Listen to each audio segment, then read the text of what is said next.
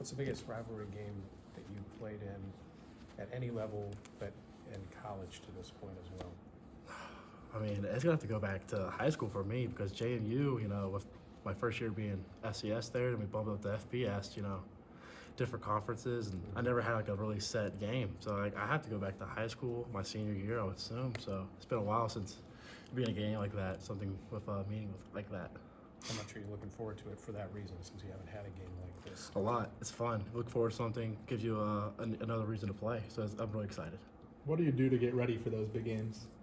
It's the same thing I do for every game, Like Sig preached, it's an important game because the next one, but, with it being a bucket game, you just got to have, something a little extra in your head, I would assume. Does he mention it at all? Yeah, absolutely. Talk about the bucket, what it came from, and how much it means to IU and how important it is. Yeah. Have you kind of, in your first year here, kind of gotten to understand the importance of the rivalry between IU and Purdue? Yeah, I mean, since I stepped on campus, since even in recruitment, I mean, it talked about how much they hit Purdue. So it's something, it's really exciting to be a part of that. Has Mark Dale talked to you guys about it? He usually gives talks about the bucket game. No, not yet. I don't know yet, but he hasn't. I haven't heard anything. Did they try to make ODU your rival at JMU? Was that kind of the last thing that happened? Yeah. What was supposed to be the I rival? don't know what they were trying to do. They wanted to make it, but I mean, it hasn't been a closer since the time we played them.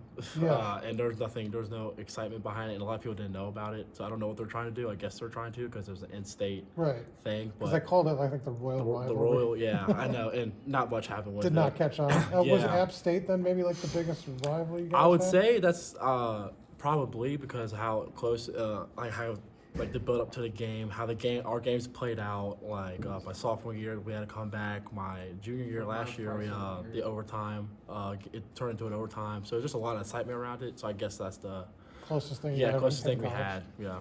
Did you go back to the FCS days? Or because JMU played NDSU in the playoffs a lot? They did, and that was a big game for them. But we only played them in playoffs, so it was kind of hard to get them in the regular season. But it was a lot of excitement behind that game too. So I guess FCS you could say NDSU, and then for I guess FBS with the JMU, it's App State. I would say I can get the closest to. Were you allowed to watch the college football ranking show, or are you guys? I mean, what do you do? Do you just check it on social media? What do you- I what just do you happen to scroll through social media and have to just pop up. I don't go out my way to watch it. I don't like to buy into it too much. That's about the only way I see it is by social media. Just bouncing back from Ohio State, what's been the mood of the team, and how do you guys, approach that? Let's get back in our rhythm. Offensively, we gotta get back in our rhythm. I mean, when I turn on a tape, I'm looking at it and I'm just like, this is not the team that I know. We left a lot out there, a lot of self-inflicted wounds. Stuff that Ohio State did, stuff that we did, and it's stuff that we know how to fix. That's the first thing I noticed, and getting back on our feet and trying to just get better this week. What do you see as the biggest issues in the pass pro? Just communication. Just all being on the same page. Is what I would say a lot of the mistakes we're at. What's been kind of the remedy to fix that? Is it just, how do you fix things like that? Just, quarterbacking of the O-line, just really going back on the film and listening to the coaches to hear what they want. Just really try to pay attention to the film room and just, like I said, communicate. You haven't had to have as much of a receiving role this year. It's been probably a little bit more of a blocking role. How have you kind of adapted to that and accepted it? Yeah, I mean, I'm just out there doing what I'm coached to do. I mean, that's me blocking or me getting the ball. I'm just trying to get out there and help our team win. And if that's me, I've got to be in the run game every time, and I got to go off the field for a pass. That's what we got to do. So just got to roll with it and just keep being there when they need me. What is it about the blocking side of the game that really attracts you?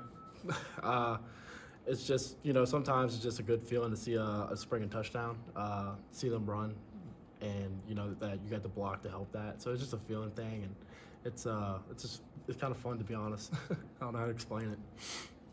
How does Coach Signetti handle losses? This is our first go around with a week after a loss. How does he change anything? Does he? It seems like he would be the type of guy to keep things the same. Yeah, but- keeping things the same. I mean, he'll talk a little bit about it Monday, get like a recap of what we need to do better. Then it's out. You don't talk about it no more. We're on the next game because I mean you can't change the past, you can't go back. So we just go on from there, and we just get ready for the next game. 2 more for Zach. All right. Thanks, Zach. Okay.